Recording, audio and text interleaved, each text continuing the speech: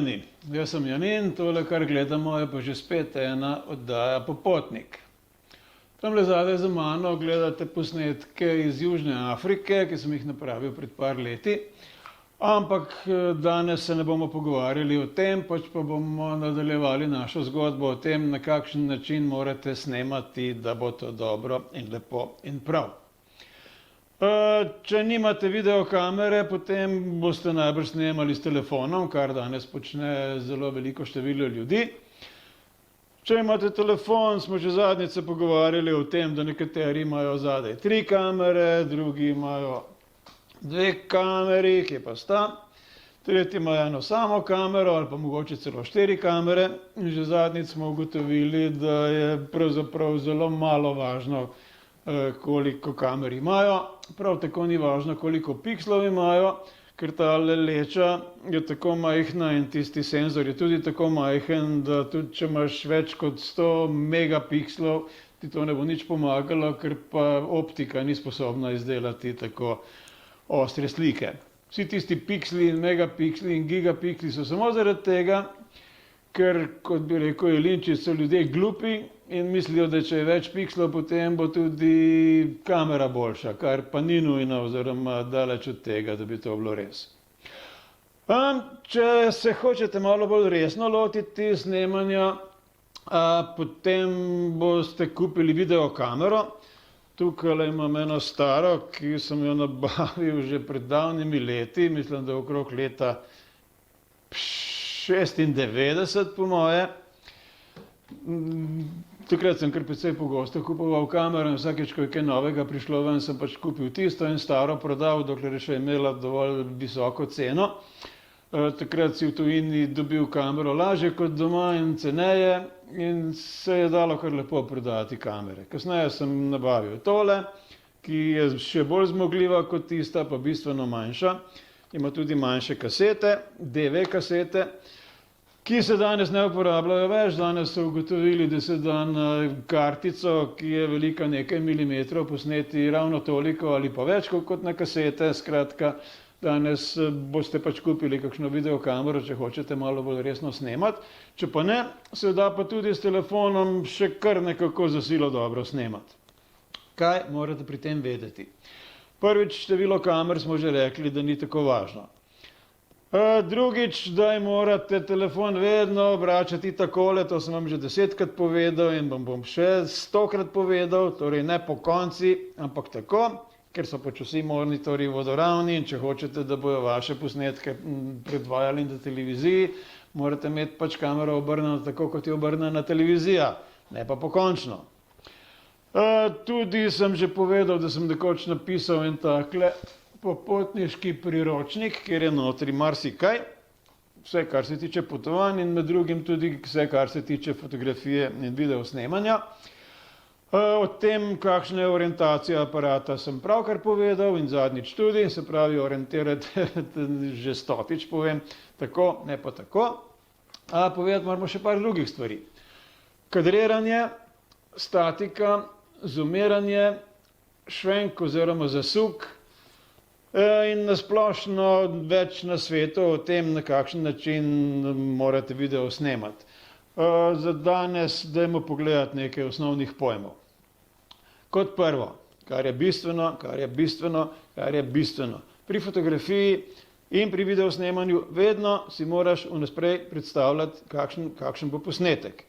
Se pravi, ne kar pritiskati nekaj. Velikokrat se je že zgodilo, da ste komu dali aparat, pa ste rekli, da je slikaj me, na kar je spadlo, da je slikal tvojo glavo, pa celo nebo zraven, ni pa slikal tebe do pasu, recimo, ker je pač samo to mu bilo važno, da bo tvoja glava gor, ostalo ga pa nekaj dosti brigalo.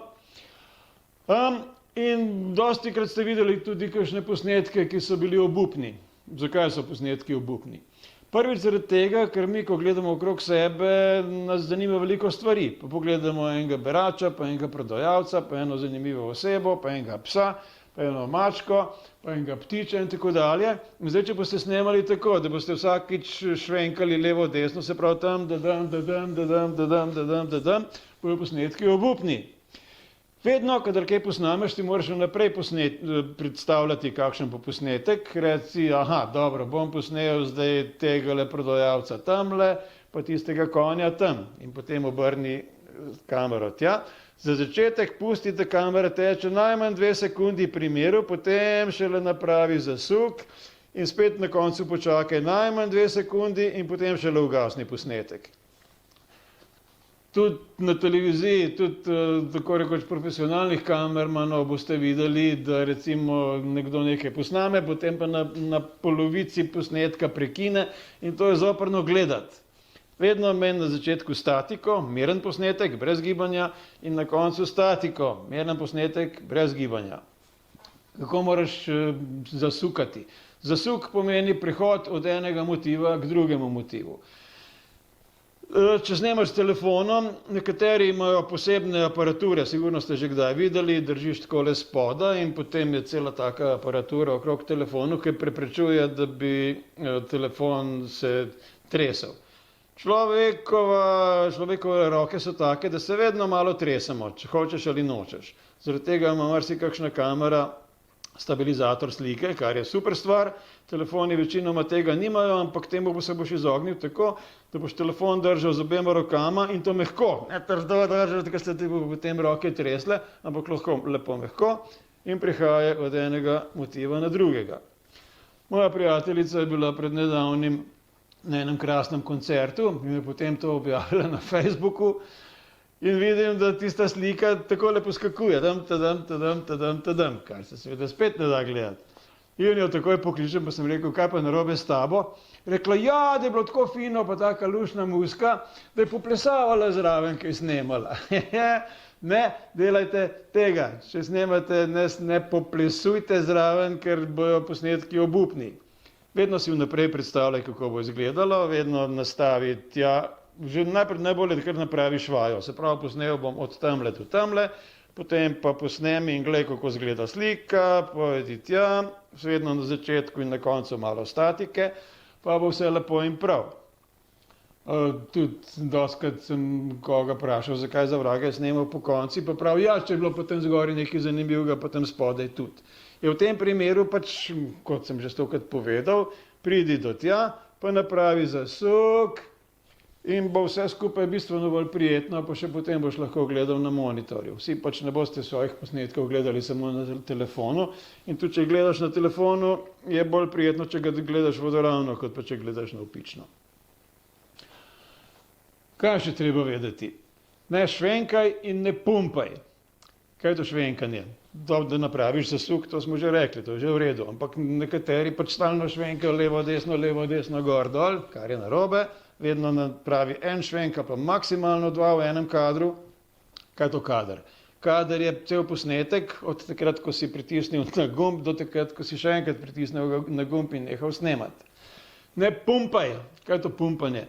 Pumpanje je zumiranje, ven in noter. Nekateri dobijo novo kamero, ki ima 10-kratni, 20-kratni, 50-kratni zoom in potem mislijo, zdaj morajo pa zumirati kot zmešani. In potem prizumajo tako, da recimo, če snemajo mene, bojo samo eno trepalnico imeli čez cel ekran, ne boš pa videl tistega, kar bi rad videl. Torej, če zumiraš, najprej posnemi naprimer detajl, potem razširi v total, premakni nekam drugam, napravi spet en detajl, naprimer, in konec, toliko za en kader, ne več. Potem pa drug kader, pa tretji kader in tudi takrat ne zumiraj pretirano, sicer bomo temu rekli pumpanje, ampak zumiraj toliko, da tega ne bo preveč in da bo prijetno zagledati. Dobro, da ne bomo preveč danes, ker vem, da ste še utrujeni, toliko prihodnjič bomo pa povedali kaj več. Uživajte do prihodnjič. Adijo.